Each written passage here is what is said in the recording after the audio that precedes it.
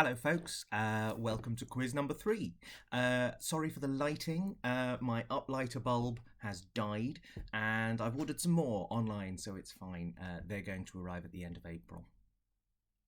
Anyway, same as ever, 20 questions. I'm going to blast through them relatively quickly, and I'll put the answers on a separate file so you can spool backwards and forwards in this video as much as you want to give yourself a bit more time or to hear anything again. 20 questions, I'll say if there's half marks or anything like that. The first 5 questions for this one, you need to draw a stick man that looks a bit like this. He needs to have a face, and arms and legs, and a body. So the first 5 questions, you need to draw yourself a stick man. Because the first round, the first 5 questions, are entitled Body Talk. I'm going to ask you, I'm going to name 5 parts of the body. You have to draw an arrow on your stick man to where that thing is. Where is your whatever? So, question 1. Where on your stick man would you find his or your islets of Langerhans? That's Langerhans at the bottom there. Islets is as in small islands, so I-S-L-E-T. Islets, islets of Langerhans. Where would you find your islets of Langerhans? Question 2. Where would you find your glabella? Where would you find your glabella? Question 3. Where would you find your perlicue? Perlicue. Question 4.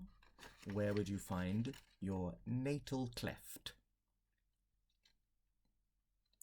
And question 5. Where would you find your calcaneus? That's an S on the end. Sorry, it's not very clear. Calcaneus, sometimes called a calcaneum as well. So where would you find that? So just to repeat, question 1 was the islets of Langerhans. Question 2 was your glabella. Question 3 was your perlicue. Question 4 was your natal cleft. And question 5 was your calcaneus. At least one of those you have more than one of. You only need to draw an arrow to one of them. And obviously put a number next to the arrow so you know which question the arrow is referring to. All right. Question 2, round 2 even. Question 6 to 10. This is the sports round. Yay, say some people. Oh, say some people. It's like no other sports round you've ever seen.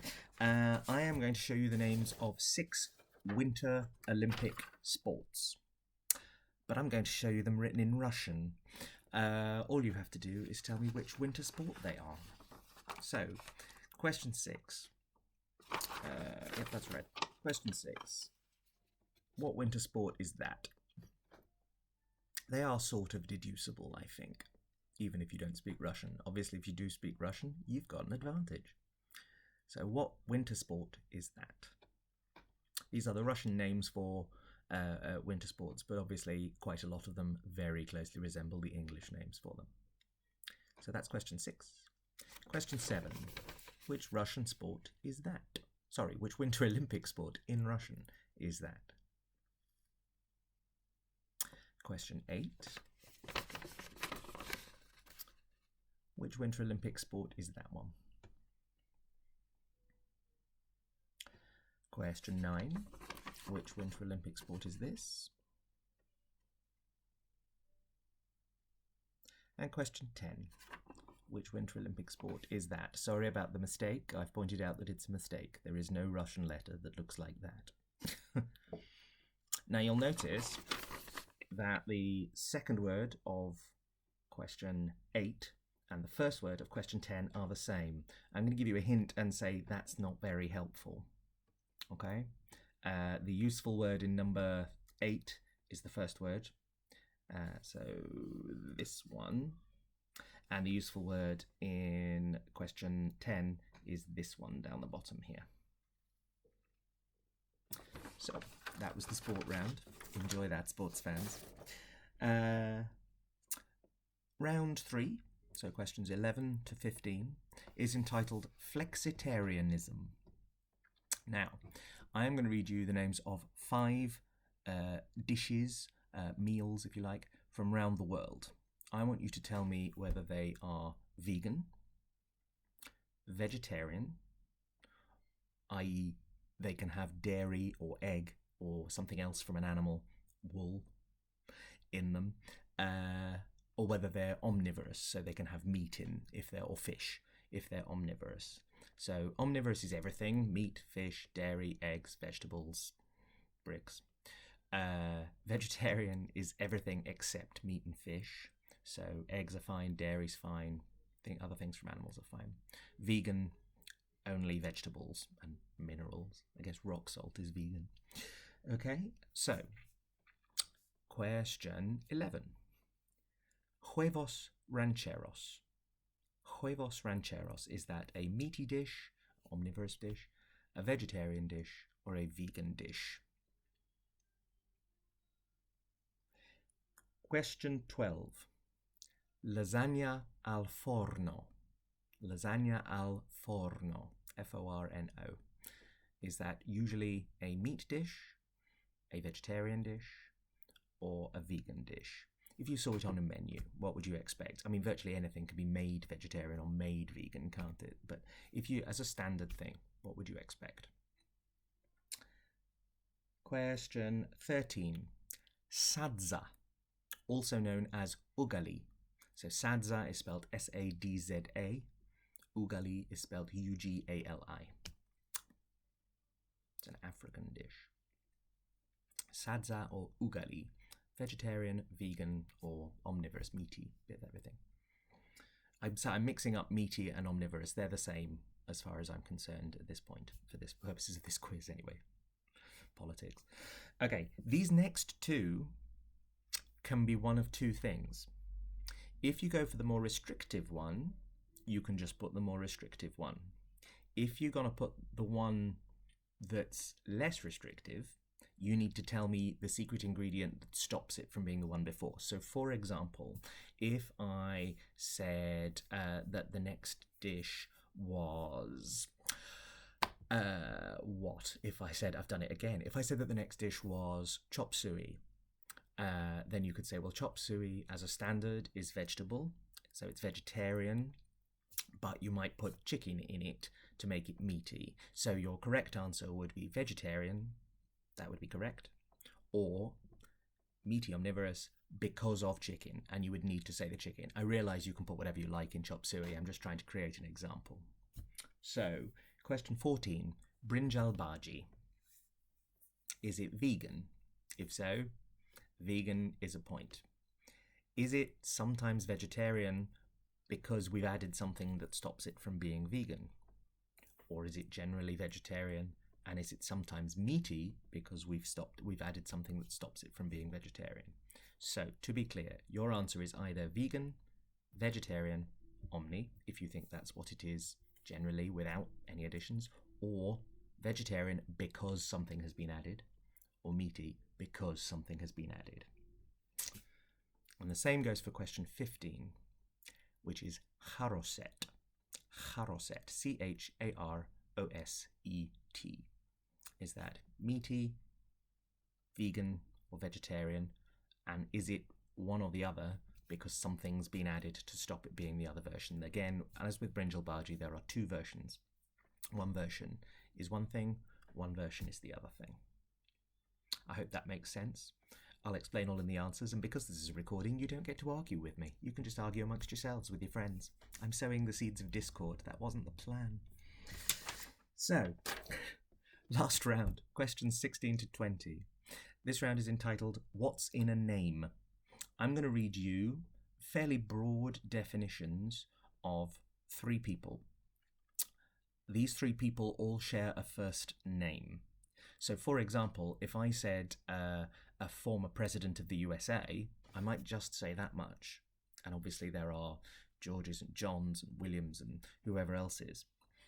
But one former president of the USA would have the same first name as someone who fit the other two categories as well. So, question 16, all will become clear. Gosh, this lighting's bad. Question 16, what first name is shared by the spouse of the ruler of England in 1450 AD, a former Prime Minister of the UK, and a twice Booker Prize winning author. So what first name is shared by the spouse of the ruler of England in 1450, a former Prime Minister of the UK, and a twice Booker Prize winning author? So she's won 2 Booker Prizes. Question 17. What first name is shared by an inspirational military leader in the 100 Years' War,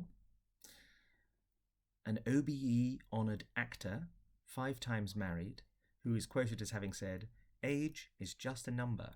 It's totally irrelevant, unless of course you happen to be a bottle of wine." And a talk show host, comedian and television presenter who said, "I wish I had a twin so I'd know what..." Sorry, I'll start that again. "I wish I had a twin so I could know what I'd look like without plastic surgery." So what first name is shared by an inspirational military leader of the 100 Years' War, an OBE honoured actor, 5 times married, who said, "Age is just a number, it's totally irrelevant unless of course you happen to be a bottle of wine," and a talk show host, comedian and television presenter who said, "I wish I had a twin so I could know what I'd look like without plastic surgery." Question 18.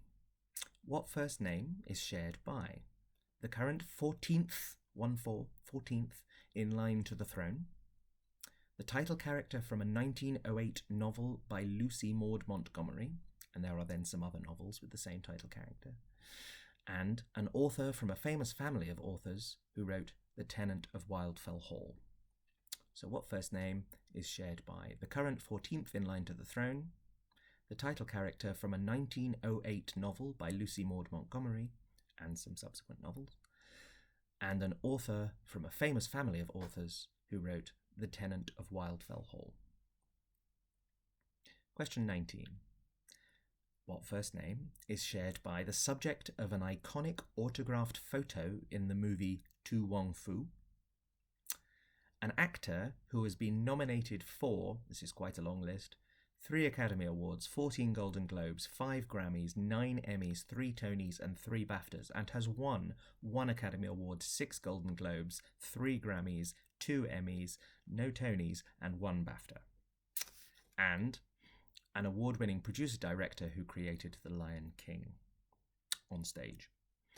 So, what first name is shared by the subject of an iconic photograph in the movie Tu Wong Fu, the actor nominated for all those awards, Academy Awards, Golden Globes, Grammys, Emmys, Tonys, BAFTAs, and the award-winning producer-director of the stage show The Lion King? And finally, question 20, what first name is shared by the 2008 Young Sports Personality of the Year and winner of 5 Paralympic golds over the course of the Olympics in 08, 12 and 16, an English singer-songwriter whose debut album Lights in 2010 went straight in at number 1, and a Dutch astrophysicist who wrote a thesis on spiral structure and dynamics of galaxies? So what first name is shared by a 2008 Young Sports Personality of the Year and winner of 5 Paralympic golds over 08, 12 and 16, an English singer-songwriter whose debut album Lights went straight in at number 1 in 2010, and a Dutch astrophysicist who wrote a thesis even, on spiral structures and dynamics of galaxies? That's it, folks. That's all 20 questions. You get to mark your own, or you can swap them with the person next to you. It's up to you, and I'll be right back with the answers on another video. Thank you for watching.